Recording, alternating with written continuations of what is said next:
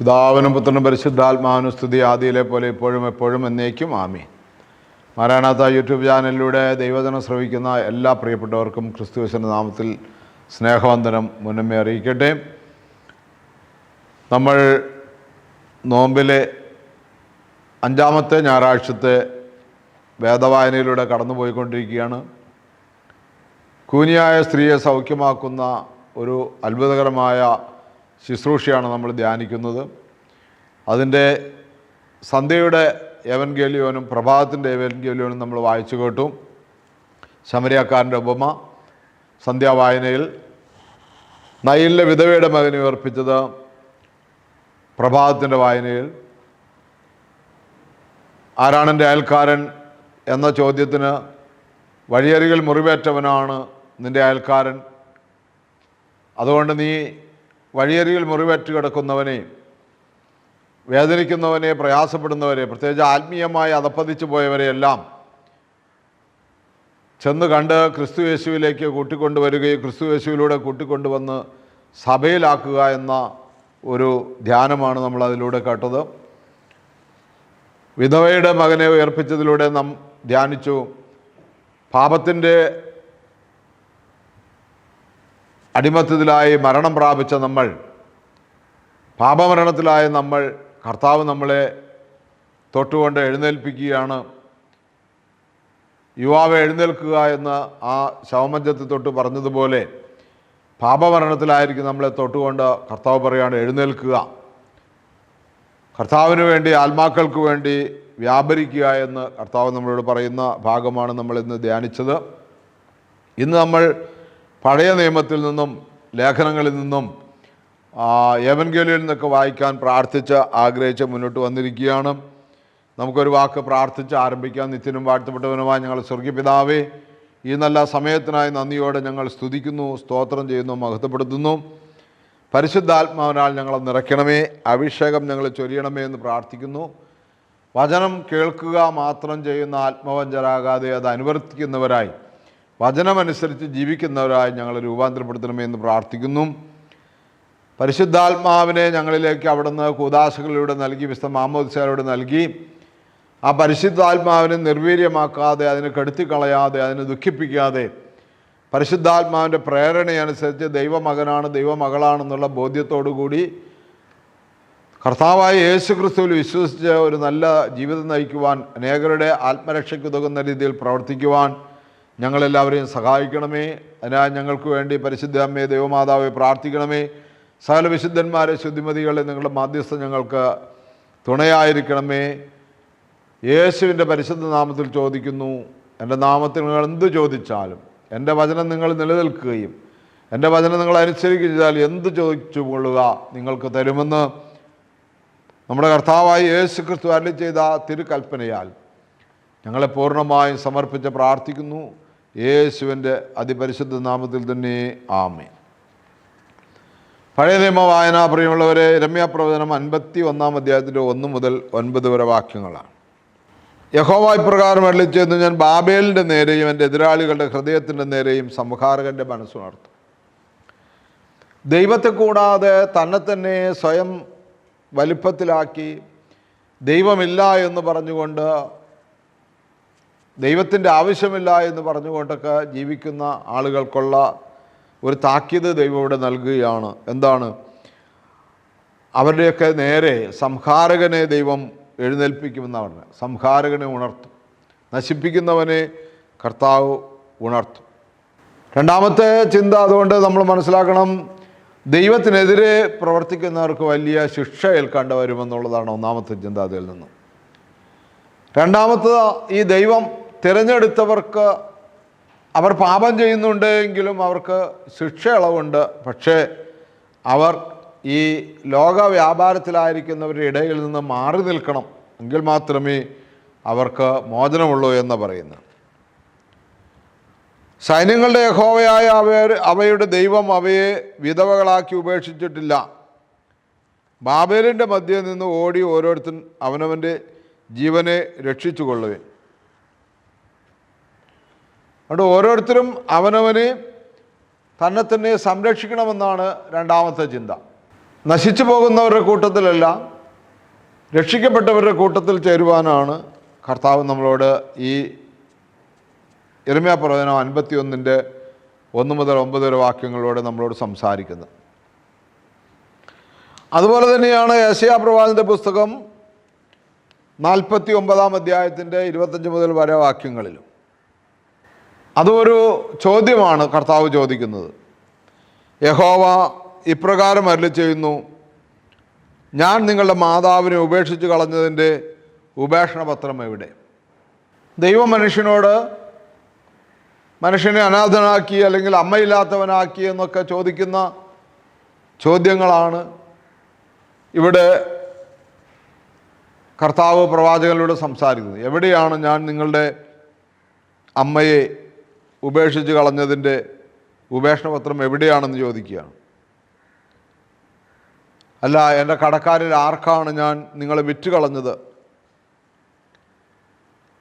ദൈവം നമ്മളെ, അതിൻ്റെ അർത്ഥം നമ്മളോട് പറയുന്നത്, ദൈവം നമ്മളെ ഒരിക്കലും ശിക്ഷിച്ചിട്ടില്ല, രക്ഷിക്കുക മാത്രമേ ചെയ്തിട്ടുള്ളൂ.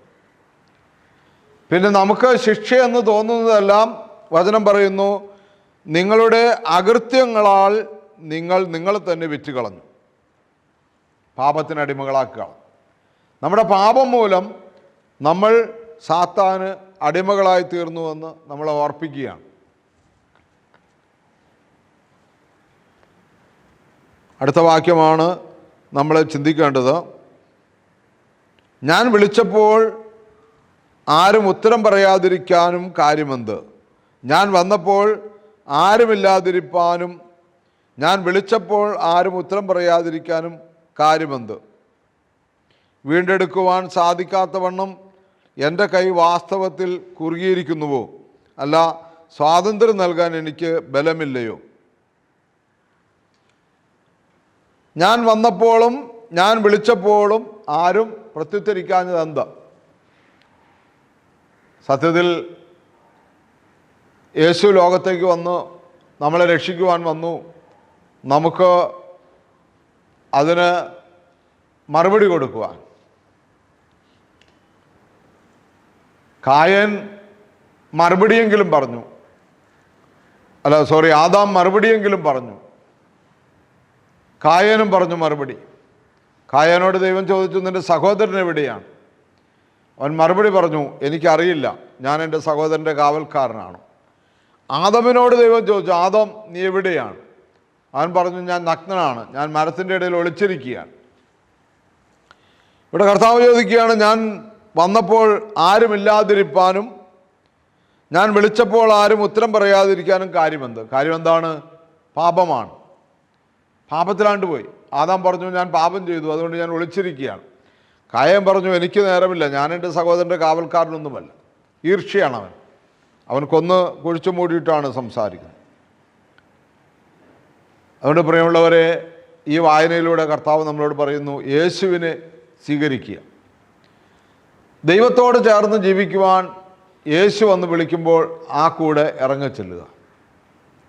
യേശു കാൽവരിയിൽ നിന്നുകൊണ്ട് നമ്മളെ വിളിക്കുകയാണ്.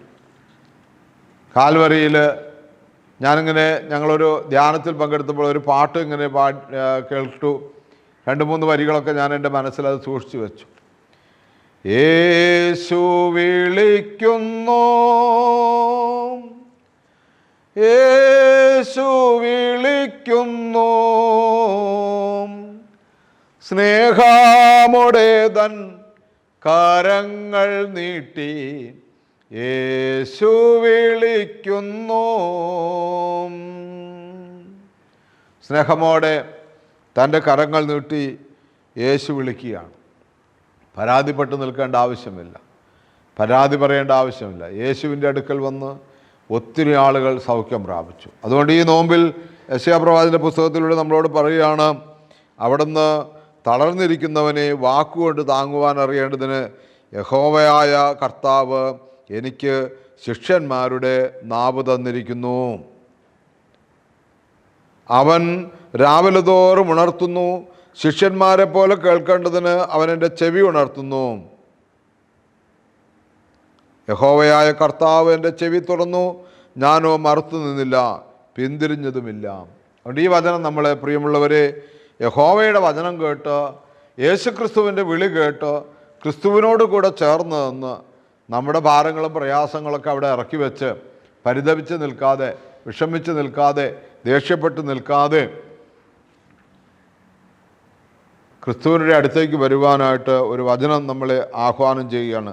അതാണ് പഴയ നിയമത്തിലെ രണ്ടാമത്തെ വായന. മൂന്നാമത്തെ വായന ബാറാസീർ അല്ലെങ്കിൽ ശലോമോൻ്റെ പ്രഭാഷണ പുസ്തകത്തിൽ നിന്നാണ്. പ്രഭാഷകൻ അത് 51 മുതൽ 51 17 മുതൽ 39 വരെ വാക്യങ്ങളും 42 16 വാക്യവും 43 അധ്യായത്തിൻ്റെ 11 വാക്യങ്ങളാണ്. തുടക്കം എങ്ങനെയാണ്? എല്ലാവിധ അനർത്ഥത്തിൽ നിന്നും നീ എന്നെ രക്ഷിച്ചു. നന്ദി പ്രാർത്ഥനയാണ്. എല്ലാ വേദനയിൽ നിന്നും നീ എന്നെ വിടുവിച്ചു. ഇത് നിമിത്തമായി ഞാൻ സ്തോത്രത്തോടെ നിന്നെ സ്തുതിക്കും. നിൻ്റെ പരിശുദ്ധ നാമത്തെ ഞാൻ പുകഴ്ത്തും. ദൈവം നമുക്ക് നൽകിയിട്ടുള്ള സകല അനുഗ്രഹങ്ങൾക്കും സകല നന്മകൾക്കും ദൈവത്തെ മഹത്വപ്പെടുത്തണമെന്ന് ഇതിലൂടെ കർത്താവ് നമ്മളോട് ഇടപെട്ട് സംസാരിക്കുകയാണ്. ഞാൻ ധാരാളമായി അറിവ് സമ്പാദിച്ചു. എൻ്റെ ഗുരുനാഥന് ഞാൻ കൃതജ്ഞത അർപ്പിക്കും. നല്ലത് ചെയ്യുവാൻ ഞാൻ ചിന്ത ചെയ്തു. അത് കണ്ടുകിട്ടിയാൽ ഞാൻ അതിൽ നിന്ന് പിന്തിരിക്കുകയില്ല. എൻ്റെ ഉള്ളം അതിനോട് പറ്റിച്ചേർന്നിരിക്കുന്നു. എൻ്റെ മുഖം ഞാൻ അതിൽ നിന്ന് തിരിച്ചിട്ടില്ല. എന്നെ തന്നെ ഞാൻ അതിൻ്റെ പിന്നാലെ വിട്ടുകൊടുത്തിരിക്കുന്നു. ഒരിക്കലും ഞാനത് വിസ്മരിക്കുകയില്ല. എന്ന് പറഞ്ഞാൽ ജ്ഞാനം നേടുക എന്നുള്ളതാണ് പ്രധാന വിഷയം. ജ്ഞാനം സമ്പാദിക്കുക, ദൈവത്തെക്കുറിച്ചും ദൈവിക കാര്യങ്ങളെക്കുറിച്ചൊക്കെ അറിവുള്ളവരായിരിക്കുക, ദൈവം നൽകിയിട്ടുള്ള എല്ലാ നന്മകൾക്കും നന്ദി പറയുക. ആ ഭാഗം നിങ്ങൾ വായിക്കുക. പ്രത്യേകിച്ച് 43 അധ്യായം 1 മുതൽ 11 വരെ ഈ സൃഷ്ടവസ്തുക്കളെ കാണിച്ചുകൊണ്ട്, പ്രത്യേകിച്ച് സൂര്യൻ, ചന്ദ്രൻ, ഇങ്ങനെയുള്ള സൃഷ്ട വസ്തുക്കളെ കാണിച്ചുകൊണ്ട് ദൈവം നമ്മളോട് ചില ചോദ്യങ്ങൾ ചോദിക്കുന്നതാണ്. നമ്മളത് വായിച്ച് സൃഷ്ടാവിനെ ആരാധിക്കുക. റോമാലേഖനത്തിൽ പറയുന്ന പോലെ സൃഷ്ടിയേക്കാൾ അധികം സൃഷ്ടാവിനെ ഭജിക്കുക, ആരാധിക്കുക. ഇതാണ് മൂന്നാമത്തെ വായനയിലൂടെ നമുക്ക് നൽകുന്ന സന്ദേശം. ഒന്ന്, ദൈവത്തിനെതിരെ പ്രവർത്തിക്കുന്നവർക്ക് ശിക്ഷയുണ്ട്. പക്ഷേ ദൈവത്തിലാണെന്ന് പറയുകയും ഒപ്പം തന്നെ ദൈവത്തിനെതിരെ നിൽക്കുന്നവരുടെ കൂട്ടുകൂടി ദൈവിക മാർഗങ്ങളെല്ലാം കൈവെടിഞ്ഞു പോകാതെ അവിടെ നിന്ന് ഓടിയകന്ന് രക്ഷപ്പെട്ടു വരുന്നവർക്ക് രക്ഷയുമുണ്ട് എന്ന് ദൈവം പറയുകയാണ്. 2, നമ്മളുടെ പാപങ്ങളാണ്, നമ്മുടെ അകൃത്യങ്ങളാണ് ദൈവത്തിൻ്റെ രക്ഷാകര പദ്ധതിയിൽ നമ്മളെ, അല്ലെങ്കിൽ രക്ഷയുടെ കരങ്ങളിൽ നമ്മളെ അകറ്റിയിരിക്കുന്നത്. അതുകൊണ്ട് രക്ഷയുടെ കരങ്ങളിലേക്ക് നമ്മൾ വരിക.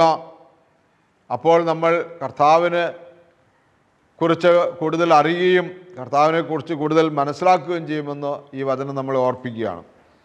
മൂന്നാമത്തത്, നമ്മൾ ജ്ഞാനം സമ്പാദിക്കുക. നമുക്ക് നൽകപ്പെട്ടിരിക്കുന്ന എല്ലാ അനുഗ്രഹങ്ങൾക്കും നന്ദി പറയുക എന്നുള്ളതാണ് മൂന്നാമത്തെ വായന. പ്രിയമുള്ളവരെ, അതുപോലെ നമുക്ക് പ്രാർത്ഥിച്ച് വീണ്ടും മുന്നോട്ട് പോകാം. ഇനി നമ്മൾ ലേഖനങ്ങളാണ് എടുക്കുന്നത്. ലേഖനങ്ങളിൽ നമ്മളിങ്ങനെയാണ് വായിക്കുന്നത്. പത്രോസിൻ്റെ 1-ാമത്തെ ലേഖനം 3-ാം അധ്യായത്തിൻ്റെ 8 മുതൽ 16 വരെ വാക്യങ്ങളാണ് അവിടെ വായിക്കുന്നത്. 1-ാമത്തെ 8-9 വാക്യങ്ങളിലൂടെ നമ്മളോട് സംസാരിക്കുന്നത്, അവസാനമായി നിങ്ങളെല്ലാവരും ഹൃദയൈക്യവും അനുകമ്പയും സഹോദര സ്നേഹവും കരുണയും വിനയമുള്ളവരായിരിക്കുവിൻ. തിന്മയ്ക്ക് തിന്മയോ നിന്ദനത്തിന് നിന്ദനമോ പകരം കൊടുക്കാതെ അനുഗ്രഹിക്കുവിൻ.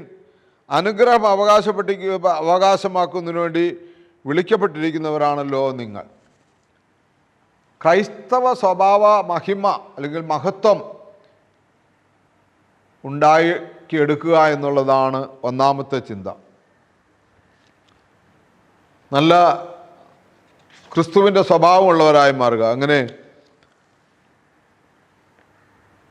അനുകമ്പയും സഹോദര സ്നേഹവും കരുണയും വിനയൊക്കെ, ഇതാണ് നമ്മൾ പ്രഭാത വായനയിലും സന്ധ്യാവായനയിലൊക്കെ വായിച്ചു കേട്ടത്. നിന്ദനത്തിന് നിന്ദനം കൊടുക്കാതെ അനുഗ്രഹിക്കുമെന്നാണ് പറയുന്നത്. 10-12 വാക്യങ്ങൾ നമ്മൾ വായിക്കുമ്പോൾ നല്ല ഭാവി ആഗ്രഹിക്കുന്നവൻ പ്രവർത്തിക്കേണ്ട കാര്യങ്ങളാണ് പറയുന്നത്. 10-12 നല്ല ഭാവി. എന്താണ് നല്ല ഭാവി? നല്ല ദിവസങ്ങൾ കാണാൻ ആഗ്രഹിക്കുകയും ചെയ്യുന്നവൻ തിന്മയിൽ നിന്ന് തൻ്റെ നാവിനെയും വ്യാജം പറയുന്നതിൽ തൻ്റെ അധരത്തെയും നിയന്ത്രിക്കട്ടെ. അവൻ തിന്മയിൽ നിന്ന് പിന്തിരിഞ്ഞ് നന്മ ചെയ്യട്ടെ, സമാധാനം അന്വേഷിക്കുകയും അതിനായി പരിശ്രമിക്കുകയും ചെയ്യട്ടെ. എന്തെന്നാൽ കർത്താവിൻ്റെ കണ്ണുകൾ നീതിമാന്മാരുടെ നേരെയും അവിടുത്തെ ചെവികൾ അവരുടെ പ്രാർത്ഥനകളുടെ നേരെയും തുറന്നിരിക്കുന്നു. എന്നാൽ തിന്മ പ്രവർത്തിക്കുന്നവരിൽ നിന്ന് അവിടുന്ന് മുഖം തിരിച്ചിരിക്കുന്നു. അതുകൊണ്ട് തിന്മയ്ക്ക് ഒരു കാര്യവും ഇവിടെ ഇല്ല. നല്ല ദിവസങ്ങൾ, സമാധാനം കാണാൻ, നല്ലവരായിരിക്കാൻ, സ്വസ്ഥതയോടെ ഇരിക്കാൻ ആഗ്രഹിക്കുന്നുണ്ടെങ്കിൽ അവർ ഈ പറയുന്ന പാപങ്ങളിൽ നിന്നെല്ലാം പിന്തിരിയണം. കാരണം എന്താണ്? ദൈവത്തിൻ്റെ കണ്ണ് നീതിമാന്മാരുടെ നേരെയാണ് വച്ചിരിക്കുന്നത്, അവിടുത്തെ ചെവി അവരുടെ പ്രാർത്ഥനകളുടെ നേരെ. അപ്പം നീതിമാൻ്റെ പ്രാർത്ഥന ശ്രദ്ധയുള്ള പ്രാർത്ഥന, നീതിമാൻ്റെ പ്രാർത്ഥനയാണ് ദൈവം കേൾക്കുകയുള്ളൂ. ഹല്ലേലൂയ.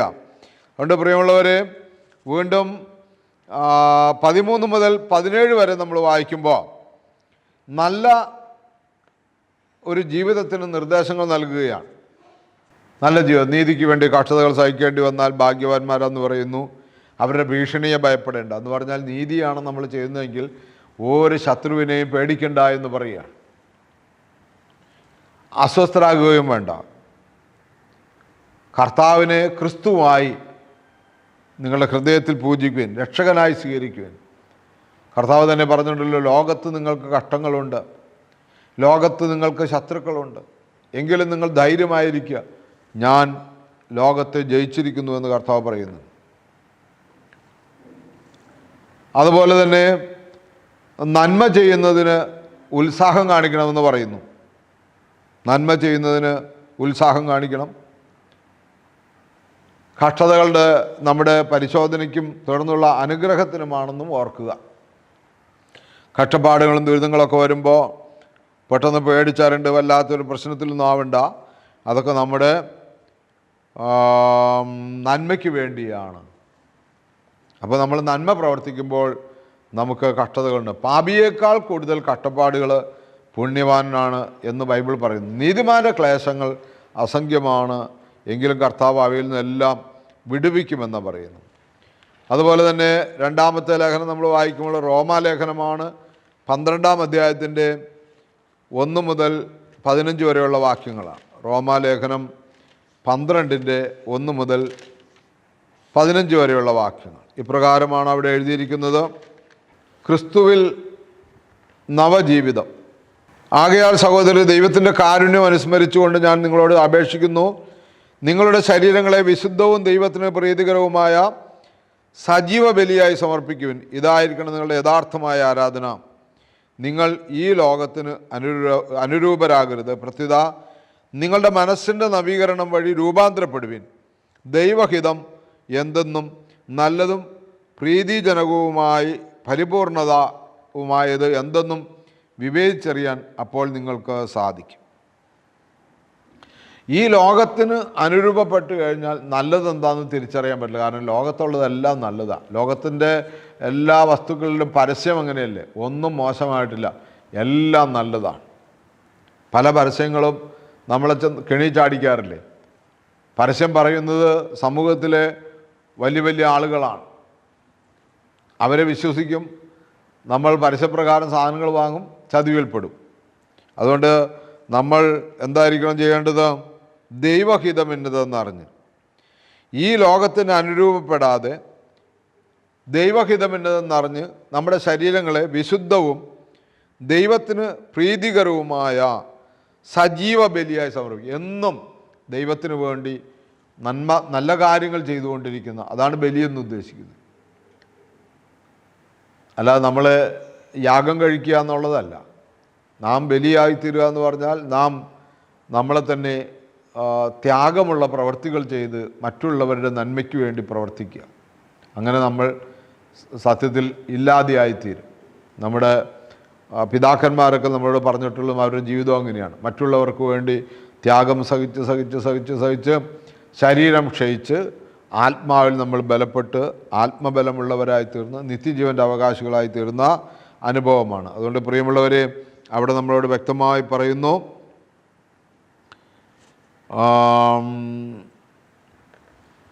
നമ്മൾ ഏറെ മുന്നോട്ട് പോകേണ്ടവരാണ്. നമ്മുടെ ശരീരത്തിൽ കർത്താവിനെ മഹത്വപ്പെടുത്തേണ്ടവരാണ്. പല ശരീരങ്ങളാണെങ്കിലും നമ്മളെല്ലാവരും ക്രിസ്തുവിൽ ഏക ശരീരമാണ്. പ്രവചനപരം, വിശ്വാസത്തിന് ചേർന്ന് അങ്ങനെ ഭാഷാപരം, ഇങ്ങനെയുള്ള പലതരം വരങ്ങളെക്കുറിച്ച് പറയുന്നു. എല്ലാം കർത്താവിന് വേണ്ടിയാണ്, ദൈവരാജ്യത്തിന് വേണ്ടിയാണെന്ന് പറയുന്നു. എന്ത് വരം കിട്ടിയാലും ഏത് വരത്തിലൂടെയാണെന്ന് പ്രവർത്തിക്കുന്നെങ്കിലും എല്ലാവരും ഉൾക്കൊണ്ടുകൊണ്ട് ദൈവരാജ്യത്തിൻ്റെ വളർച്ചയ്ക്ക് വേണ്ടിയാണെന്ന് ചിന്തിച്ചുകൊണ്ട് എല്ലാവരും വളരെ തീക്ഷ്ണതയോടെ, പ്രസന്നതയോടെ, കരുണയോടെ പ്രവർത്തിക്കട്ടെ എന്ന് പറയുന്നു. സ്നേഹം, നമ്മുടെ സ്നേഹം നിഷ്കളങ്കമായിരിക്കട്ടെ എന്ന് പറയുന്നു. തിന്മയെ ദേഷിക്കുവിൻ, നന്മയെ മുറുകെ പിടിക്കുവിൻ, നിഷ്കളങ്കമായിരിക്കട്ടെ എന്നും. ചില ആളുകൾ സംസാരിക്കുമ്പോൾ ഇങ്ങനെ പറയാറുണ്ട്, എനിക്കാരോടും വഴക്കില്ല, ഞാൻ ആരെയും സ്നേഹിക്കും, കണ്ടാൻ വേണ്ടിയെന്ന് ഓർത്ത് എന്താ കുഴപ്പം, ഒന്ന് ചിരിച്ചെന്ന് ഓർത്ത് എന്താ കുഴപ്പം, പിന്നെ നമുക്കിട്ട് പണി തന്നാൽ നമ്മൾ പണിയും. അതുകൊണ്ട് പ്രിയമുള്ളവരെ, അത്തരം മിണ്ടൽ കൊണ്ടും സംസാരം കൊണ്ടൊന്നും പൂർണ്ണതയില്ല, അതൊക്കെ നശിച്ചു പോവുകയുള്ളൂ. അത് മനുഷ്യനെ ബോധിപ്പിക്കാനേ കഴിയുള്ളൂ. സ്നേഹം നിഷ്കളങ്കമായിരിക്കണം, സ്നേഹം നിഷ്കളങ്കമാകാനായിട്ട് കഴിയണം. അപ്പോൾ ക്രിസ്തു നമ്മളെ സ്നേഹിച്ചതുപോലെ നമുക്ക് പണി കൊടുക്കാതെ തന്നെ സ്നേഹിക്കുവാൻ കഴിയണം. ഹല്ലേലൂയ. അതുകൊണ്ട് പ്രിയമുള്ളവരെ, ആ ഭാഗത്തുനിന്ന് ഞാൻ മാറുകയാണ്, സുവിശേഷത്തിലേക്ക് അല്ലെങ്കിൽ ഏവൻഗേലിയനിലേക്ക് വരികയാണ്. അതാണ് ഇന്നത്തെ പ്രധാനപ്പെട്ട സംഭവം. കർത്താവ് കൂനിയായ സ്ത്രീയെ അവരുടെ കൂന് നിവർത്തുന്ന ദിവസമാണ്. അതാണ് ഇന്നത്തെ വായന. ഇതെല്ലാം ഇതിനു മുമ്പുള്ളതെല്ലാം നമ്മൾ ഒരുങ്ങുന്ന ഒരു അനുഭവമായിരുന്നു. 5-ാമത്തെ ഞായറാഴ്ച പ്രധാന വായന ഏതാണ്? കർത്താവ് ലൂക്കോസിൻ്റെ സുവിശേഷം 13-ാം അധ്യായത്തിൻ്റെ 10 മുതൽ 17 വരെ വാക്യങ്ങളാണ് പ്രധാന വായന. കൂനിയായ സ്ത്രീയെ അതിൻ്റെ കൂന് നിവർത്തുന്ന ഭാഗം. ലൂക്കോസിൻ്റെ സുവിശേഷം 4-ാം അധ്യായത്തിൻ്റെ 18-ാമത്തെ വാക്യത്തിൽ നമ്മളിങ്ങനെ വായിക്കുന്നുണ്ട്, ബന്ധിതർക്ക് മോചനവും അന്ധർക്ക് കാഴ്ചയും അടിച്ചമർത്തപ്പെട്ടവർക്ക് വിടുതലും നൽകുവാനായി, സ്വാതന്ത്ര്യവും നൽകുവാനായി കർത്താവ് എന്നെ അയച്ചിരിക്കുന്നു, അഭിഷേകം ചെയ്തിരിക്കുന്നു. യേശുവിൻ്റെ ആദ്യ പ്രസംഗമാണത്. വിശുദ്ധ ലൂക്കോസിൻ്റെ സുവിശേഷം 4-ാം അധ്യായം. അതിവിടെ നിറവേറുകയാണ് ഈ കൂനിയായ സ്ത്രീയുടെ മേൽ. ഈ കൂനിയായ സ്ത്രീയെക്കുറിച്ച് കർത്താവ് പറയുന്നത്, ഇവൾ 18 വർഷമായി പിശാചിനാൽ പീഡിപ്പിക്കപ്പെട്ട് കൂനി നടക്കുന്നു എന്നാണ്. 1-2 വർഷമല്ല. കൂനി നടക്കുന്നവരെ നിങ്ങൾ കണ്ടിട്ടുണ്ടോ എന്ന് ഒന്ന് ചിന്തിച്ച് നോക്കുക. ഞാൻ കണ്ടിട്ടുണ്ട് പല ആളുകളെ, എൻ്റെ കുഞ്ഞുനാളിലൊക്കെ കണ്ടിട്ടുണ്ട്, പ്രായമായതിനു ശേഷം കണ്ടിട്ടുണ്ട്. ഒരമ്മച്ചി ഭയങ്കരമായിട്ട് കൂനി നടന്ന ഒരു 10-20 കൊല്ലം മുമ്പ് അമ്മച്ചി ഒരു ധ്യാനം കൂടാനിടയായി. ആ ധ്യാനത്തിൽ വെച്ച് ഏതാണ്ട് ഒരു 3/4 ഭാഗം കൂന് ആ അമ്മച്ചിക്ക് നിവർന്നു കിട്ടി. നല്ല പ്രായമുള്ളൊരമ്മച്ചിയാണ്. ആ കൂന് നിവർത്തിട്ട് അമ്മച്ചി കുർബാന അനുഭവിക്കാൻ കാഴ്ച നിവർത്തിക്കൊടുത്ത് കുർബാന അനുഭവിച്ചതും അതിൻ്റെ സന്തോഷം പങ്കുവച്ചതൊക്കെ ഞാനിപ്പോഴും ഓർക്കുന്നു. അപ്പോൾ കൂനി നടക്കുന്ന ഒരാളെക്ക് സൗഖ്യം കിട്ടുക എന്ന് പറയുന്നത് അന്നും ഇന്നും സന്തോഷം നൽകുന്ന കാര്യമാണ്. ഇന്നും കർത്താവ് അത് ചെയ്യുന്നുണ്ട്. അനേക മക്കൾക്കത് പ്രയോജനമായി മാറുന്നു എന്നുള്ളത്. അപ്പോൾ ബന്ധിതർക്ക് മോചനം. ഈ മകളെ കർത്താവ് സുഖപ്പെടുത്തുകയാണ്. അതൊരു സാപത്തിലാണ്. 18 വർഷമായ ഒരു ആത്മാവ് ബാധിച്ച് രോഗിണിയായി നിവർന്നു നിൽക്കാൻ സാധിക്കാത്തതും കൂനിപ്പോയ ഒരുവൾ അവിടെ ഉണ്ടായിരുന്നു. അവിടെ ഒരു പ്രത്യേകത നമ്മൾ മനസ്സിലാക്കേണ്ടതാണ്. 18 വർഷമായിട്ട് കൂന് പിടിച്ച് നടക്കുന്ന ഒരമ്മച്ചി അല്ലെങ്കിൽ ഒരു സഹോദരി ഈ സംഘാലയത്തിൽ, ഈ സിനഗോഗിൽ യേശു അവിടെ പഠിപ്പിച്ചുകൊണ്ടിരിക്കുമ്പോൾ അവിടെ ഉണ്ടായിരുന്നു എന്ന് പറഞ്ഞാൽ,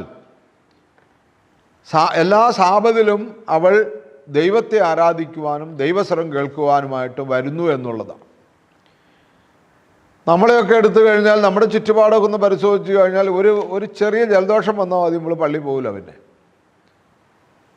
നിസ്സാര കാരണങ്ങൾ കൊണ്ടൊക്കെ നമ്മൾ വചനപ്രഘോഷണമൊക്കെ ഉപേക്ഷിച്ച് കളയും. നമ്മളതൊക്കെ നെവർ മൈൻഡാണ്. നമ്മുടെ ആളുകൾക്കൊന്നും അങ്ങനെ വചനം കേൾക്കണമെന്നൊന്നും ഒരു താല്പര്യമില്ല. പ്രിയമുള്ളവർ, എത്രയോ ആഗ്രഹിച്ചാണ് ഈ അമ്മ ഓരോ ദിവസവും വരുന്നത്, ഓരോ സാബത്തിലും വരുന്നത്. എനിക്കൊരു സൗഖ്യം എന്തെങ്കിലും ഉണ്ടാകുമെന്നുള്ള വിശ്വാസത്തോടു കൂടി. കൂനിപ്പോയ ഒരുവൾ അവിടെ ഉണ്ടായിരുന്നു. യേശു അവളെ കണ്ടപ്പോൾ അടുത്ത് വിളിച്ചു പറഞ്ഞു, സ്ത്രീയെ, നിന്റെ രോഗത്തിൽ നിന്ന് നീ മോചിക്കപ്പെട്ടിരിക്കുന്നു. ഇതാണ് ഞാൻ നേരത്തെ സൂചിപ്പിച്ചത്. യേശു കരുണയുള്ളവനാണ്. യേശു ആ സ്ത്രീയെ കണ്ടപ്പോൾ അടുത്ത് വിളിച്ചു പറഞ്ഞു, സ്ത്രീയെ, നിന്റെ രോഗത്തിൽ നിന്ന് നീ മോചിക്കപ്പെട്ടിരിക്കുന്നു. അവൻ അവളുടെ മേൽ കൈകൾ വച്ചു. തൽക്ഷണം അവൾ നിവർന്നു നിൽക്കുകയും ദൈവത്തെ സ്തുതിക്കുകയും ചെയ്തു. യേശു സാബത്തിൽ രോഗം സുഖപ്പെടുത്തിയതിൽ കോപിച്ച് സിനഗോഗ് അധികാരി, സംഘാലയ പ്രമാണി ജനങ്ങളോട് പറഞ്ഞു, ജോലി ചെയ്യാവുന്ന 6 ദിവസങ്ങളുണ്ട്, ആ ദിവസങ്ങളിൽ വന്ന് രോഗശാന്തി നേടിക്കൊള്ളുക. അയാൾക്ക് ഭയങ്കര ദേഷ്യവും അസൂയൊക്കെയായി. അയാൾക്ക് ചെയ്യാൻ പറ്റാത്തൊരു കാര്യം യേശു ചെയ്തതിലുള്ള ദേഷ്യം എന്ന് പറഞ്ഞാൽ, സംഘാലയ പ്രമാണി കോപിച്ചു. കാരണം എന്താ? അയാൾക്ക് ദൈവത്തെക്കുറിച്ച് അറിയാം, ദൈവത്തിൻ്റെ കരുണയെക്കുറിച്ചും ദൈവത്തിൻ്റെ സ്നേഹത്തെക്കുറിച്ചും അയാൾക്കറിയില്ല. മനുഷ്യ സ്നേഹമില്ലാതെ സേവനം നടത്തുന്ന ഒരു അധികാരിയാണ് അയാൾ. ഞാനും നിങ്ങളും അങ്ങനെയാണോ എന്ന് പരിശോധിക്കേണ്ടത് നല്ലതാണ്. മനുഷ്യ സ്നേഹമില്ലാതെ, മനുഷ്യനോട് സ്നേഹമില്ലാതെ, അധികാരത്തോട് മാത്രം സ്നേഹം വെച്ചുകൊണ്ട്, അധികാരത്തോട് മാത്രം എന്താ പറയുന്നത്, കൂറ് പുലർത്തിക്കൊണ്ട്, മറ്റൊന്നിനെയും കാണുന്നില്ല, എല്ലാത്തിനെയും ഈ പാപത്തിൻ്റെയും ശാപത്തിൻ്റെയൊക്കെ അളവുകോല് വെച്ചുകൊണ്ട് ശപിക്കുകയും പ്രാകുകയും ഒക്കെ ചെയ്യുന്ന മനുഷ്യർ ഇന്നുണ്ട്. കർത്തൃ ശുശ്രൂഷയിൽ അങ്ങനെയുള്ള ഒത്തിരി ആളുകളുണ്ട്. അങ്ങനെ ഒരാളാണോ എന്ന് ചിന്തിക്കുക. യേശു അയാളോട് പറഞ്ഞു. എന്താണ് യേശു അയാളോട് പറഞ്ഞത്? അപ്പോൾ കർത്താവ് പറഞ്ഞു, കപടനാട്യക്കാരാ, കപടഭക്ത. ആ പേര് തന്നെ ഒരു ഭയങ്കര നമ്മുടെ ഉള്ളിൽ അങ്ങ് തുളച്ചു കയറുന്നില്ലേ? കപടഭക്ത, ഭക്തിയിൽ കാപഠ്യമുള്ളവൻ. ആദ്യം പറഞ്ഞ പോലെ മനുഷ്യ സ്നേഹമില്ലാതെ സേവനം നടത്തുന്നവൻ. കപടത. നിങ്ങൾ ഓരോരുത്തരും സാപത്തിൽ കാളയെയോ കഴുതയെയോ തൊഴുത്തിൽ നിന്ന് അഴിച്ച് വെള്ളം കുടിപ്പിക്കാൻ കൊണ്ടുപോകുന്നില്ലേ? 18 വർഷം സാത്താൻ ബന്ധിച്ചിട്ടിരുന്നവളായ അബ്രാഹത്തിൻ്റെ മകളെ സാപത്ത് ദിവസം അഴിച്ചുവിടേണ്ടതല്ലേ?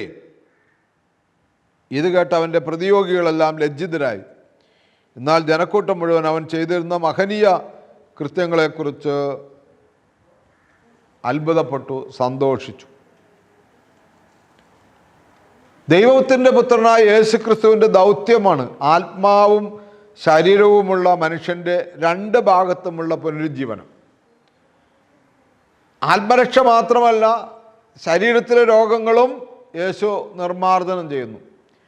ഇവിടെ യേശു ശരീരത്തിൻ്റെ രോഗമെന്ന് പറയുമ്പോൾ അത് പിശാച് ബാധിച്ചതാണെന്ന്, പിശാചിനാണ് അവൾ തടന്നു പോയത് അല്ലെങ്കിൽ അവൾ കൂനിയായി പോയതെന്ന് മനസ്സിലാക്കി പിശാചിൽ നിന്ന് അവളെ മോചിപ്പിക്കുകയാണ്. അന്തർക്ക് കാഴ്ച, അടിച്ചമർത്തപ്പെട്ടവർക്ക് വിടുതൽ, പീഡിതന് സ്വാതന്ത്ര്യം, സാത്താനാൽ പീഡിപ്പിക്കപ്പെട്ടവർ. അതുകൊണ്ട് പ്രിയമുള്ളവർ, ഈ മനുഷ്യ സ്നേഹമില്ലാത്ത സേവനം കൊണ്ട് ആർക്കൊരു ഗുണം കിട്ടാൻ പോണില്ല. കാതലായ ശുശ്രൂഷ എന്ന് പറയുന്നത് മനുഷ്യ സ്നേഹമാണ്, മനുഷ്യനോടുള്ള ബന്ധം. അപ്പോൾ ആത്മാവിലും ശരീരത്തിലുമുള്ള മനുഷ്യൻ്റെ 2 വശം, 2 ഭാഗത്തെ പുനർജീവനം, എഴുന്നേൽപ്പ്, അതിനെ മാനസാന്തരം എന്ന് പറയുന്നത്. ആത്മാവിലും ശരീരത്തിലും സൗഖ്യം. ശരീരം സന്തോഷിക്കണം, ആത്മാവും സന്തോഷിക്കണം. ഒരു കർത്തൃ ശുശ്രൂഷകൻ്റെ കടമയും ഇത് തന്നെയാണ്. അതുകൊണ്ടാണ് ഇന്നും ആളുകൾ പ്രാർത്ഥിക്കുമ്പോൾ ആളുകൾക്ക് സൗഖ്യം കിട്ടുന്നത്. പ്രത്യേകിച്ച് സുവിശേഷകരൊക്കെ പ്രാർത്ഥിക്കുമ്പോൾ, രോഗശാന്തി വരമുള്ളവരൊക്കെ പ്രാർത്ഥിക്കുമ്പോൾ അനേകർക്ക് സൗഖ്യമുണ്ട്. തട്ടിപ്പോ വെട്ടിപ്പോ എന്നൊക്കെ ചുമ്മാ ഈ കാപട്യക്കാർ പറഞ്ഞുണ്ടാക്കുന്നതാണ്. കർത്താവിൻ്റെ കൃപയാണതിന്. സത്യസന്ധമായി പ്രവർത്തിക്കുന്നവർക്കൊക്കെ കൃപയാണ്. ചതിയില്ല എന്ന് ഞാൻ പറയുന്നില്ല. ചതിക്കുന്നവനൊക്കെ പിന്നീട് അനുഭവിച്ചോളും. അതുകൊണ്ട് ഓരോ കർത്തൃ ശുശ്രൂഷകനും തൻ്റെ മുന്നിൽ വരുന്ന വ്യക്തിയെ അവൻ്റെ ആത്മാവിലും ശരീരത്തിലും ഒരു ഉണർവുണ്ടാക്കുക എന്നുള്ളതാണ് ശുശ്രൂഷയുടെ ആദ്യോടന്തം. ഈ സിനഗോഗ് അധികാരിക്ക് അത് കഴിഞ്ഞില്ല. ദൈവത്തിൻ്റെ പുത്രനായ യേശു ക്രിസ്തുവിന് കഴിഞ്ഞു. പക്ഷേ സിനഗോഗ് അധികാരി അവിടെ ഭയങ്കരമായിട്ട് ആക്രോശിക്കുകയാണ്, ജനത്തിൻ്റെ നേരെ നോക്കി. അതുകൊണ്ട് പ്രിയമുള്ളവരെ, നമ്മുടെ ജീവിതത്തിൽ എന്താ പറയുന്നത്, ഭിക്ഷ കൊടുത്തില്ലെങ്കിലും പട്ടിയെ വിട്ട് കടിപ്പിക്കരുത് എന്ന ഒരു ചൊല്ലുണ്ടല്ലോ, അതുണ്ടാകാൻ പാടില്ല. നന്മ എല്ലാവരിലും ഉണ്ടാകട്ടെ, നന്മ എല്ലാവരിലും നിറയട്ടെ. യേശു നുഹ്റോ എന്ന് പറയുന്ന ഒരു സഭാപിതാവിൻ്റെ അനുതാപത്തിൻ്റെ ഒരു കീർത്തനമുണ്ട്. അത് പാടി നമുക്ക് ഇന്നത്തെ ശുശ്രൂഷ അവസാനിപ്പിക്കാം. കുനി നടന്നൊരു നാരിയെ നേർക്കു നടത്തിയ നാഥ, പാപ ചുമടാൽ കൂനിയൊരെന്നെ നിവർത്തിയിടണമേ. ഈ നോമ്പിൽ കൂനി നിവർന്ന സ്ത്രീയെക്കുറിച്ചാണ് നമ്മൾ ധ്യാനിച്ചതും നമ്മളോട് ധ്യാനിക്കാൻ പിതാക്കന്മാർ പറഞ്ഞിരിക്കുന്നതും. അതുകൊണ്ട് പ്രിയമുള്ളവരെ, പാപച്ചുമടാൽ നമ്മൾ കൂനിയിരിക്കുകയാണ്.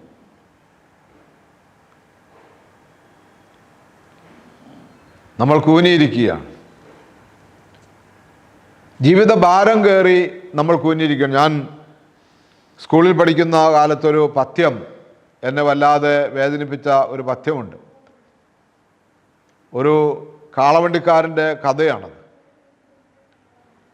ഇങ്ങനെയാണ് ആ പദ്യം തുടങ്ങുന്നത്. തോളത്തു കനന്തുങ്ങും വണ്ടിതൻ തണ്ടും പേറി കാളകൾ മന്ദം മന്ദം ഇഴഞ്ഞു നീങ്ങിയിടുമ്പോൾ മറ്റൊരു വണ്ടിക്കാള മനുഷ്യാകാരം പോണ്ടി ടറ്റത്തു വണ്ടിത്തണ്ടിൽ ഇരിപ്പു കൂഞ്ഞിക്കൂടി. തോളുകൾ കുനിഞ്ഞിട്ടുണ്ടവനും സജീവിത കാലത്തിൻ കരാളമാം പാതകൾ താണ്ടി താണ്ടി. നിർവൃതി കൂടി ചെന്നു മിഴിനീർ വറ്റിക്കയാൽ നിർവികാരങ്ങളാണ് കണ്ണുകൾ നിർജീവങ്ങൾ. മഞ്ഞിൻ്റെ നിലയ്ക്കാത്ത പ്രകരം സഹിക്കയാൽ പുണ്ണുകൾ പടർന്നിട്ടുണ്ടവനും കരൾ കാമ്പിൽ.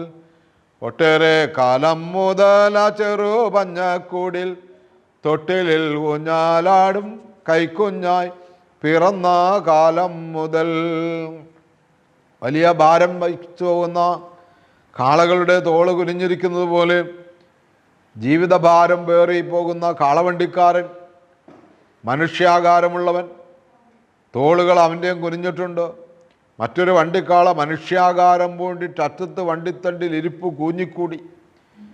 ജീവിതം പേറി, ജീവിതത്തിൻ്റെ ഭാരങ്ങൾ പേറി, കടബാധ്യതകൾ, ബുദ്ധിമുട്ടുകൾ, അടിക്കടി ഉണ്ടാകുന്ന തകർച്ചകൾ, രോഗങ്ങൾ, കിടക്കാൻ കിടപ്പാടമില്ലാത്ത അവസ്ഥ, എന്ത് പണിയെടുത്താലും ഒരു രക്ഷയുമില്ലാത്ത വളരെ ദാരിദ്ര്യത്തിൻ്റെയും വളരെ ക്ലേശത്തിൻ്റെയും അനുഭവത്തിലൂടെ കടന്നു പോകുന്ന അനേകരുണ്ട്. ഇന്ന് അവരുടെ ജീവിതവും കൂനിക്കൂടിയിരിക്കുകയാണ്.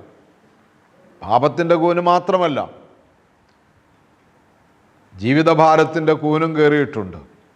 അവിടെ യേശു പറയുന്നു, അധ്വാനിക്കുന്നവരും ഭാരം വഹിക്കുന്നവരുമായി നിങ്ങളെല്ലാവരും എൻ്റെ അടുക്കൽ വരിക, ഞാൻ നിങ്ങളെ ആശ്വസിപ്പിക്കാം. നിർവൃതി കുടിച്ചെന്നും മിഴിനീർ വറ്റിക്കിയാൽ നിർവികാരങ്ങളാണ് ആ കണ്ണുകൾ നിർജീവങ്ങൾ. സ്വപ്നങ്ങൾ അയൽക്കുമുണ്ട്, പക്ഷെ ഒന്നും സംഭവിക്കുന്നില്ല. അയാളുടെ കരളിൽ പുണ്ണ് പടർന്നു. എന്തിന് ജീവിതം, എന്ത് നേട്ടം, എന്തുണ്ടായി എന്നുള്ള ചോദ്യങ്ങൾ, പൊറുക്കാൻ പറ്റാത്ത, മറക്കാൻ പറ്റാത്ത മുറിവുകൾ ഹൃദയത്തിലുണ്ടായി, വേദനകളുണ്ടായി. ഞാൻ പള്ളിക്കൂടത്തിൽ പഠിക്കുമ്പോൾ എന്നെ ഒത്തിരി വേദനിപ്പിച്ച ഒരു പദ്യമാണത്. അതുകൊണ്ട് പ്രിയമുള്ളവരെ, പാപച്ചുമടാൽ കൂനിയൊരെന്നെ നിവർത്തണമേ എന്ന് നമ്മൾ പ്രാർത്ഥിക്കുമ്പോൾ തന്നെ നമ്മുടെ പാപം കൊണ്ടും നമ്മളിലെ കരുണ, നമ്മളിലെ നന്മ വറ്റിപ്പോയതുകൊണ്ടും അനേകരുടെ ജീവിതത്തിൽ ഇന്ന് കൂനി അവർ നടക്കുന്നുണ്ട്. ജീവിതത്തിൻ്റെ കൂന്, ജീവിതഭാരം പേറുന്ന കൂന്. ഇവിടെ കർത്താവ് ഈ സ്ത്രീ ഒന്ന് സ്പർശിച്ച് അവളെ സൗഖ്യപ്പെടുത്തിയതുപോലെ അനേകരുടെ കൂലി നിവർത്താൻ നമ്മളെ കഴിയുമെന്ന് കർത്താവ് നമ്മളോട് പറഞ്ഞിട്ടുണ്ട്. നീയും പോയി അത് ചെയ്യുക. ആരാണ് ആ മുറിവേറ്റവന് പ്രയോജനപ്പെട്ടത്? പുരോഹിതനാണോ, ലേവ്യനാണോ, ശമരിയക്കാരനാണോ? ആ നിയമാധ്യാപകൻ, ആ നിയമജ്ഞൻ മറുപടി പറഞ്ഞു, ആ മൂന്നാമത് വന്നവൻ, ആ ശമരിയക്കാരൻ. നീയും പോയി അത് ചെയ്യുക. പ്രിയമുള്ളവരെ, 2 ദിവസമായി നമ്മൾ ഈ ഭാഗം ധ്യാനിച്ചു പോരുകയായിരുന്നു. സമയത്തിൻ്റെ ക്രമീകരണം കൊണ്ട് അങ്ങനെ ചെയ്തതാണ്. ഇത് അനേകർക്ക് മനസ്സിലാകത്തക്കവണ്ണം നിങ്ങളുടെ പ്രാർത്ഥനയും നിങ്ങളുടെ പ്രവർത്തനവും നിങ്ങളുടെ ഷെയറിംഗ് ഒക്കെ ഉണ്ടാകണമേ എന്ന് ഓർപ്പിച്ചുകൊണ്ട് നിർത്തുന്നു. ഈ ഞായറാഴ്ച ദിവസം വിശുദ്ധ ആരാധനയിൽ പങ്കെടുക്കുമ്പോൾ, ഈ വേദഭാഗങ്ങളൊക്കെ നമ്മൾ വായിക്കുമ്പോൾ, ഇപ്പോൾ മുതൽ ഇതൊക്കെ വായിച്ച് ധ്യാനിച്ച് ഒരുങ്ങി ഞാനും നല്ലൊരു ശമരിയാക്കാരനായി തീരണമേ എന്ന് പ്രാർത്ഥിച്ചുകൊണ്ട് ഒരുങ്ങി നമുക്ക് ദേവാലയത്തിലേക്ക് പോകാം. ഒരു വാക്ക് പ്രാർത്ഥിച്ച് ശുശ്രൂഷകൾ അവസാനിപ്പിക്കാം. ഞങ്ങൾ അത്യധികമായി സ്നേഹിക്കുന്ന സ്വർഗപിതാവേ, ഈ ഉപമകളിലൂടെയും പഴയ നിയമ വായനകളിലൂടെയും ലേഖനങ്ങളിലൂടെയൊക്കെ നീ ഞങ്ങളെ പഠിപ്പിച്ചു. 2 ദനാറ കൊടുത്തിട്ട് സത്രം സൂക്ഷിപ്പുകാരനോട് നീ പറഞ്ഞു, അധികം വല്ലതും ചെലവിട്ടാൽ തിരികെ വരുമ്പോൾ തന്നുകൊള്ളാമെന്ന്. പിതാക്കന്മാർ ഞങ്ങളെ പഠിപ്പിച്ചു, സത്രം സൂക്ഷിപ്പുകാരന് കൊടുത്ത 2 ദനാറ, 1 പഴയ നിയമ പുസ്തകങ്ങളും 2 പുതിയ നിയമ പുസ്തകങ്ങളുമാണെന്ന്.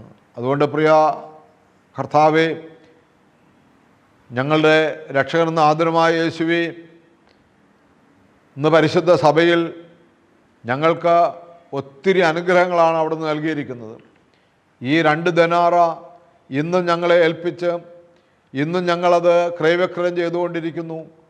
കർത്താവെ, ഒട്ടും ഉദാസീനതയില്ലാതെ ഒട്ടും അലസതയില്ലാതെ ഈ ക്രയവിക്രയം നടത്തുവാൻ, അങ്ങ് വരുന്നതുവരെയും ഇത് ചെയ്തുകൊണ്ടിരിക്കുവാൻ ഞങ്ങളെയും തലമുറകളെയും അനുഗ്രഹിക്കണമേ എന്ന് പ്രാർത്ഥിക്കുന്നു. ഞങ്ങളിന്ന് വായിച്ചു കേട്ട ആ ദനാറ പഴയ നിയമ പുസ്തകത്തിൽ നിന്നും പുതിയ നിയമ പുസ്തകത്തിൽ നിന്നും ഞങ്ങൾ അനുഭവിച്ച ആ എണ്ണയും വീഞ്ഞും അത് സമാധാനമാണെന്നും അത് സന്തോഷമാണെന്നും, ഞങ്ങൾ അനുഭവിച്ച ആ എണ്ണയും വീഞ്ഞും കർത്താവിൻ്റെ തിരുശരക്തങ്ങളാണെന്നും, ഞങ്ങൾ സ്വീകരിച്ച തൈലാഭിഷേകം മൂറോൻ അഭിഷേകമാണെന്നും ഞങ്ങളെ പിതാക്കന്മാർ പഠിപ്പിച്ചു. ഞങ്ങൾ സ്വീകരിച്ചത് അനേകരിലേക്ക് കൊടുക്കുവാൻ, അനേകർക്ക് പങ്കുവെക്കുവാൻ ഞങ്ങളെ സഹായിക്കണമേ. കൂനി നടന്ന നാരിയെ നിവർത്തിയ കർത്താവേ, ഞങ്ങളുടെ ജീവിതം കൊണ്ട് പലരും കൂനിപ്പോയിട്ടുണ്ടെന്ന് ഞങ്ങൾ തിരിച്ചറിയുന്നു. ആ കൂനുകളൊക്കെ നിവർത്തുവാൻ ഞങ്ങളെ സഹായിക്കണമേ, ബലപ്പെടുത്തണമേ എന്ന് പ്രാർത്ഥിക്കുന്നു. എല്ലാ നന്മകളാലും ഐശ്വര്യങ്ങളാലും നിറയ്ക്കണമേ. നിത്യം പിതാവും പുത്രനും പരിശുദ്ധാത്മാവുമായ സർവേശ്വര എന്നേക്കും ആമേൻ. ഹല്ലേലൂയ. ദൈവത്തിൻ്റെ അതിപരിശുദ്ധ നാമം മാത്രം മഹത്വപ്പെടുമാറാകട്ടെ.